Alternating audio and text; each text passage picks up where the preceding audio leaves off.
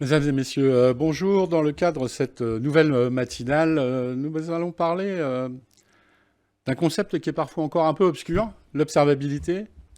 Et pour cela, je reçois Stéphane Estevez, alors qu'il y a un nouveau titre. Donc, IMIA Observability. Market Advisor, oui, c'est Voilà. un peu long, je suis désolé, Oui, c'est pas moi oui, qui non, l'ai non, choisi, mais je vous rassure. j'apprécie la créativité des services marketing. Euh, alors, clairement, pour commencer, on ne peut pas empêcher de vous poser la question. Rachat par Cisco, comment ça se passe avec Splunk? Ah, ouais, c'est direct. Bah, pour être tout à fait honnête, pour l'instant, c'est deux sociétés distinctes, donc jusqu'à la finalisation du rachat. Donc pour l'instant, écoutez, les deux ont leur propre activité, et puis on attend avec impatience que l'acquisition se termine, et puis du coup, on aura pas mal de choses à annoncer à ce moment-là, j'imagine. Mais pour l'instant, c'est deux sociétés Business as complètement usual, séparées. quoi. Voilà, business as usual, complètement. Très bien. Et justement, on va faire un petit tour autour de votre spécialité, l'observabilité. Et vous étiez connu pour avoir du machine learning, de l'intelligence artificielle. Hmm. Et récemment, Splunk, vous avez rajouté, comme à peu près comme tout le monde, hein, de la GenAI. Donc, clairement, qu'est-ce que ça va apporter de différent? Et dans quel sens? Ça va être pour les clients? C'est pour vous? Ça va servir à quoi? Alors, ça va servir à plein de choses. Alors, pour rappel, Splunk, c'est une plateforme de données. C'est vrai on est né en tant que plateforme de données. Et puis, pour rappel, les données, c'est le carburant dans le moteur de l'intelligence artificielle.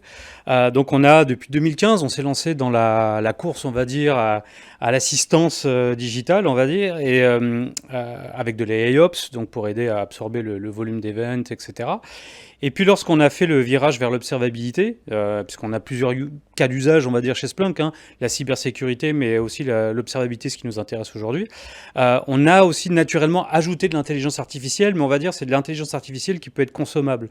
C'est-à-dire, en fait, vous bénéficiez des résultats sans forcément avoir besoin d'un doctorat en mathématiques pour utiliser.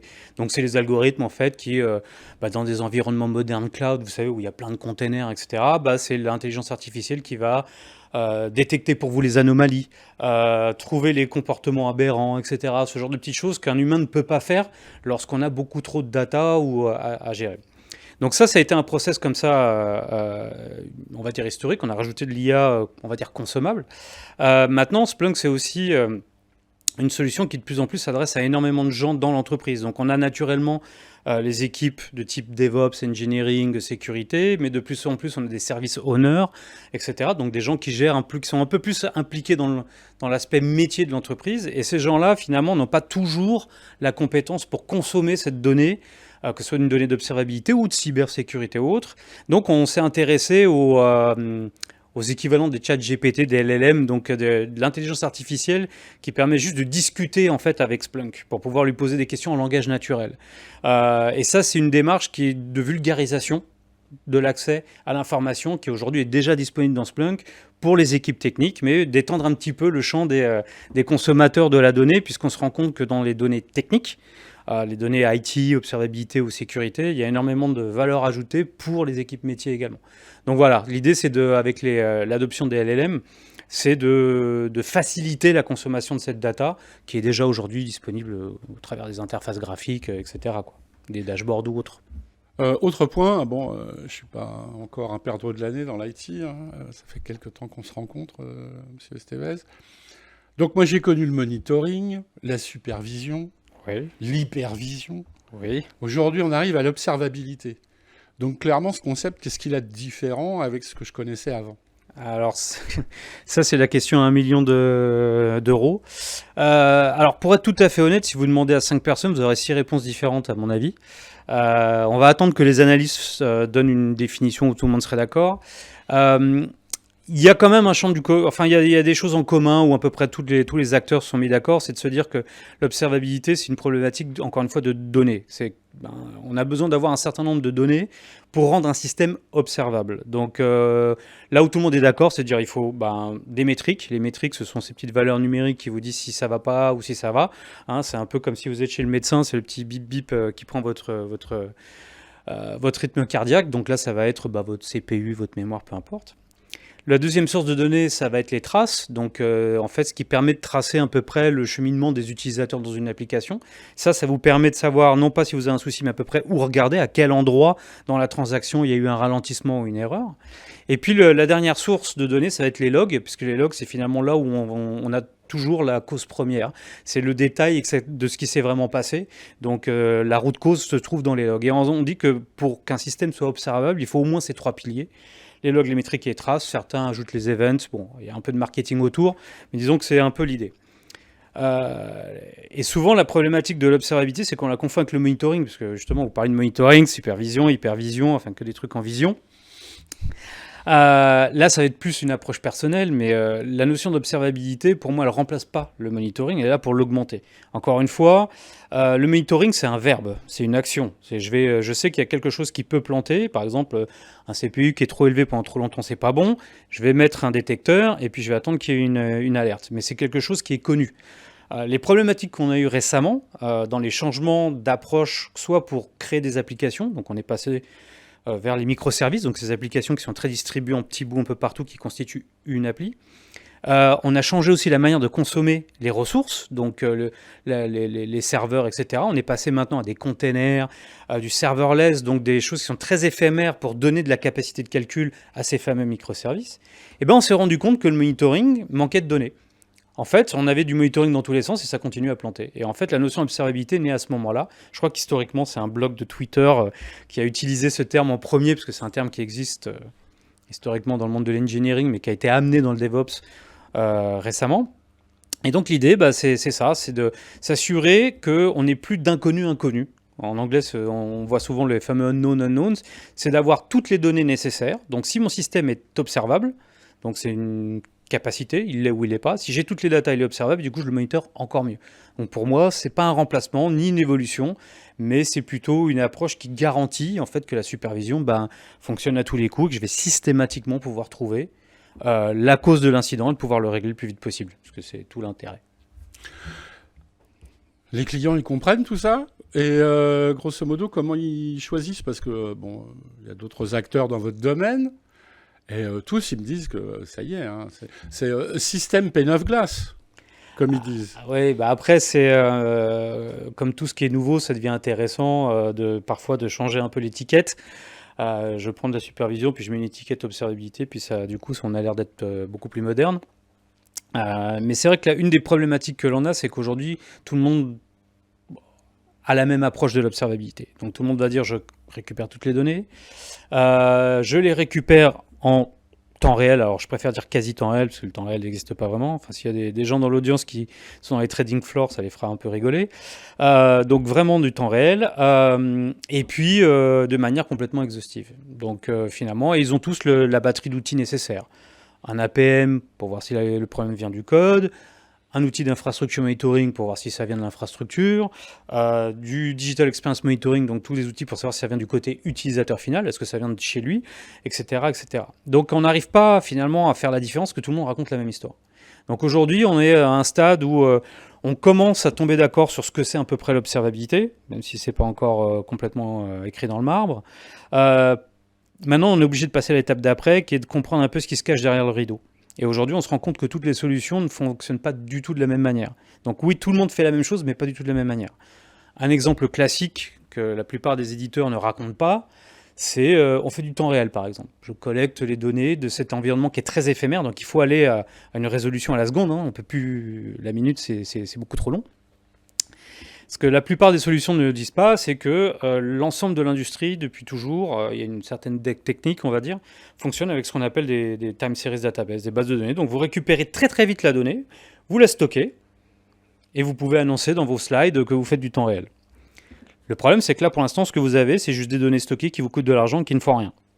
Elles commencent à générer de la valeur quand vous commencez à faire du reporting dessus, du dashboarding, de l'alerting, enfin tout ce qui vous permet justement de trouver l'incident et de le résoudre. Et là, c'est là que le bas blesse. Souvent, c'est des approches avec des batchs, peut-être toutes les minutes. Donc au final, on est obligé maintenant de gratter, de comprendre un peu mieux l'architecture qui est derrière pour se rendre compte que finalement, derrière le concept ou l'idée marketing de je collecte en 5 secondes, la réalité est que je collecte en 5 secondes, mais je génère une alerte en 1 minute et 5 secondes. Et ça, c'est pas du tout de l'observabilité, c'est pas du tout adapté à la cadence d'un environnement de cloud, container, etc., où ça peut vivre et mourir en millisecondes. Donc, on parlait tout à l'heure de Splunk qui était connu comme une plateforme de données, qu'on s'est mis à l'observabilité. Ben, on s'y est mis par rachat. Parce qu'on a été justement, on s'est dit plutôt que de faire comme tout le monde et de traîner une dette technique, on va aller chercher une nouvelle techno qui, elle, est avec du streaming par exemple, qui, elle, sait faire du quasi-temps réel et qui va nous permettre justement de collecter, par exemple, les métriques, qui sont des éléments qui doivent aller très vite. Effectivement, entre le moment où quelque chose se passe et j'ai une alerte, c'est 3 secondes et pas 1 minute et quelques. Donc voilà, aujourd'hui, je me suis un peu éternisé là-dessus, mais c'est important de regarder derrière le rideau, puisqu'aujourd'hui, finalement, toute l'industrie raconte la même histoire. C'est extrêmement compliqué, en tant qu'ancien acheteur de l'autre côté, d'arriver à savoir concrètement est-ce que ça va m'aider à faire mon boulot, qui est en gros de faire en sorte que j'ai plus d'incidents, ou si j'en ai, de les détecter rapidement et de régler l'incident le plus vite possible. Et c'est sur ce point-là, parce que vous avez depuis quelques mois déjà, voire peut-être 1 ou 2 ans, fait le pari d'une technologie open source. Alors oui, Open télémétrie. ouais, ça peut sembler un peu. On a fait le pari assez rapidement de l'open source pour plusieurs raisons. Déjà, on n'est pas forcément des bons samaritains, mais on aime l'idée de la communauté. Parce Splunk a déjà historiquement une grosse communauté, ce qu'on appelle la Splunk Base, où les gens développent des applications pour Splunk et les mettent à disposition. Mais surtout, l'intérêt, c'est qu'on se retrouve de plus en plus avec des environnements extrêmement hétérogènes. Plein de langages de programmation, etc. Et c'est quelque chose qui coûte et qui met du temps. Et on s'est dit, il y a une communauté active, il y a des gens, il y a des projets qui ont l'air d'être assez intéressants pour justement collecter les logs, les métriques et les traces avec un agent unique open source. Et on s'est dit que finalement, c'est peut-être la meilleure approche. On a fait le pari. Aujourd'hui, c'est en train de devenir le standard de facto. On a des grands groupes industriels qui sont clients de Splunk, qui ont fait le choix, par exemple, d'arrêter tous les agents propriétaires. Donc je ne vais plus avoir un agent pour savoir si le problème vient de l'application, pour mon APM, ou un agent pour l'infrastructure, etc. Mais ils déploient de l'open télémétrie partout. Open télémétrie, c'est un agent unique, open source, extrêmement léger. Donc on économise beaucoup de ressources. Au lieu d'avoir 5-6 agents, on n'en a plus qu'un seul et qui consomme peu. Donc c'est des ressources que je redistribue à mes applications et aux métiers. Il a d'autres avantages, c'est qu'en plus, comme il est open source, on voit ce qu'il y a dedans.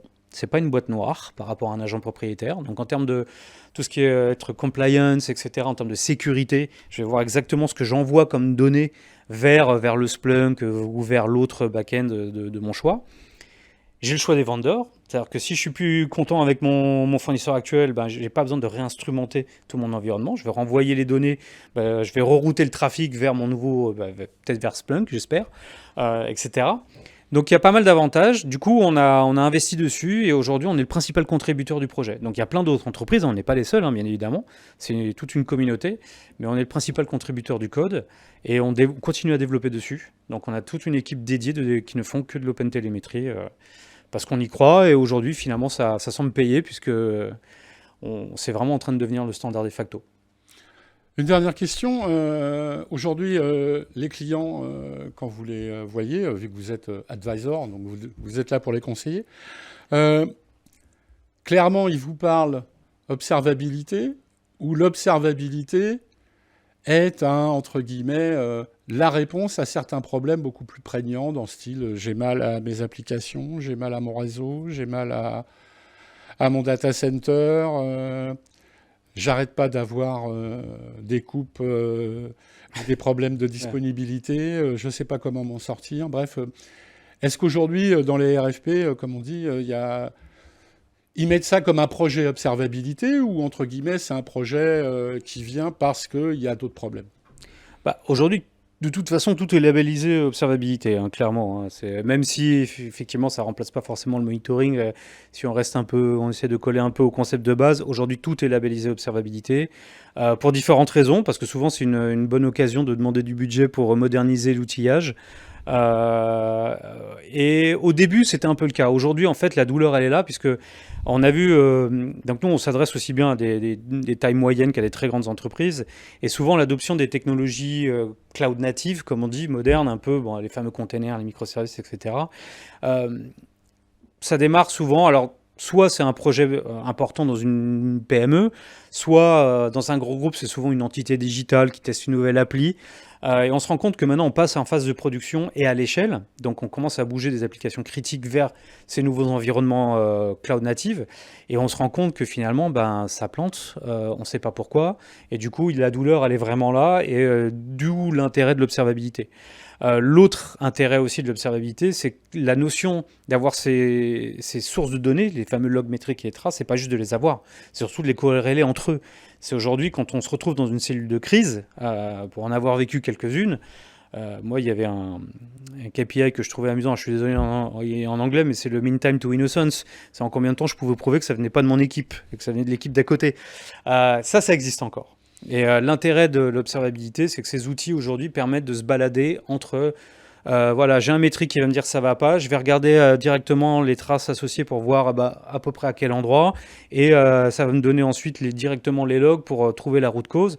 Donc on est dans une phase beaucoup plus collaborative. Ça demande à consolider ces outils au sein d'une seule plateforme.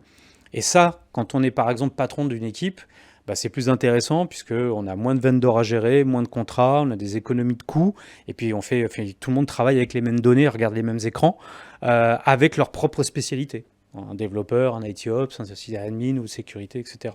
Donc c'est un peu des deux. C'est le mot à la mode, il faut l'avoir, mais c'est lié quand même à une vraie réalité sur le terrain aujourd'hui. Merci beaucoup, Monsieur Estevez. À très bientôt pour une prochaine matinale. Merci encore.